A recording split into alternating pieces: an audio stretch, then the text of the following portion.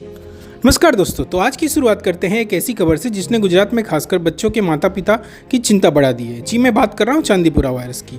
लेकिन आखिर ये वायरस है क्या और बच्चों के लिए इतना खतरनाक क्यों माना जा रहा है?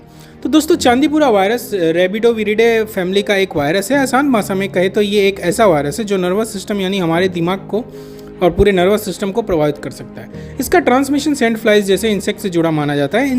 इन्फेक्शन गंभीर होने पर एक्यूट इंसेफ्लाइटिस सिंड्रोम हो सकता है, यानी ऐसी स्थिति जिसमें दिमाग में सूजन और न्यूरोलॉजिकल प्रॉब्लम्स हो सकती है। सबसे चिंता की बात है कि इसकी तेजी से गंभीर होने की क्षमता खासकर बच्चों में और ज़्यादा है। इस वायरस की पहचान पहली बार 1965 में महाराष्ट्र के चांदीपुरा गांव में हुई थी और इसकी वजह से इसका नाम चांदीपुरा पड़ा है। भारत में इसके केसेस खासकर वेस्टर्न और सेंट्रल इंडिया में देखने को मिले हैं और मानसून के दौरान इसका रिस्क और बढ़ सकता है। और अब गुजरात में जो आंकड़े सामने आए वो काफ़ी चिंताजनक है। पिछले करीब 5 हफ्तों में चांदीपुरा से 25 बच्चों की मौत रिपोर्ट सामने आई है, जबकि कई सस्पेक्टेड केसेस भी सामने आए। हालांकि हर suspected case laboratory confirm Chandipura infection नहीं है। इसलिए तेज बुखार, उल्टी, सिर दर्द और न्यूरोलॉजिकल सिम्टम्स जैसे लक्षण दिखाई दे तो इसे नज़रअंदाज नहीं करना चाहिए और तुरंत मेडिकल अटेंशन लेना चाहिए। अब चलते दूसरी बड़ी खबर की ओर। दोस्तों, कुछ दिन पहले फुकेट से दिल्ली आ रही एयर इंडिया की फ़्लाइट अचानक करीब 300 फीट अल्टीट्यूड खो बैठी थी। इस इंसिडेंट में कई पैसेंजर और क्रू मेंबर्स इंजर्ड हुए थे, लेकिन इन्वेस्टिगेशन के दौरान कहानी में एक ऐसा ट्विस्ट आया जिसकी शायद किसी ने उम्मीद नहीं की थी।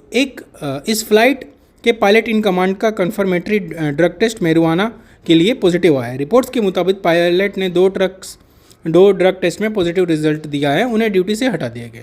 मतलब ये इंसान खुद हवा में था, टेक्निकली और फूक के भी। मतलब लोगों की स्टोरी सुनी थी कि गांजा पी के कुछ तूफानी करते हैं, बट यहाँ तो पूरा प्लेन ही उड़ा दिया भाई ने। लेकिन दोस्तों, यहाँ एक बात साफ समझना है कि पायलट का पॉजिटिव टेस्ट आना और टर्बुलेंस या एल्टीट्यूड लॉस का डायरेक्ट कारण साबित होना दोनों अलग अलग बात है। इंसिडेंट की जांच अभी महत्वपूर्ण है। इस घटना के बाद एयर इंडिया ने अपने सभी पायलट को ड्रग स्क्रीनिंग बढ़ाने के लिए फैसला किया है और एयर इंडिया एक्सप्रेस के पायलट भी शामिल है। अब चलते हैं आखिरी और टाटा ग्रुप से जुड़ी खबर की ओर। दोस्तों, टाटा सन्स के चेयरमैन एन चंद्रशेखरन ने बोर्ड को अपने फैसले की जानकारी देते हुए सपोर्ट की कमी और बोर्ड लेवल डिसएग्रीमेंट का जिक्र किया है। टाटा ग्रुप की फ्यूचर स्ट्रेटजी और टाटा सन्स की संभावित लिस्टिंग जैसे मुद्दों को लेकर भी मतभेद खबर सामने आई है। अब सबसे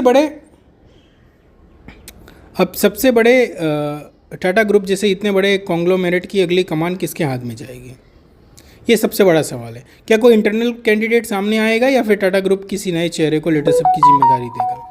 फिलहाल सक्सेशन की रेस पर सबकी नज़रें टिकी हुई है। तो दोस्तों, आज की इन 3 बड़ी खबरों पर में से आपको कौन सी खबर अच्छी लगी, कमेंट सेक्शन में बताइए।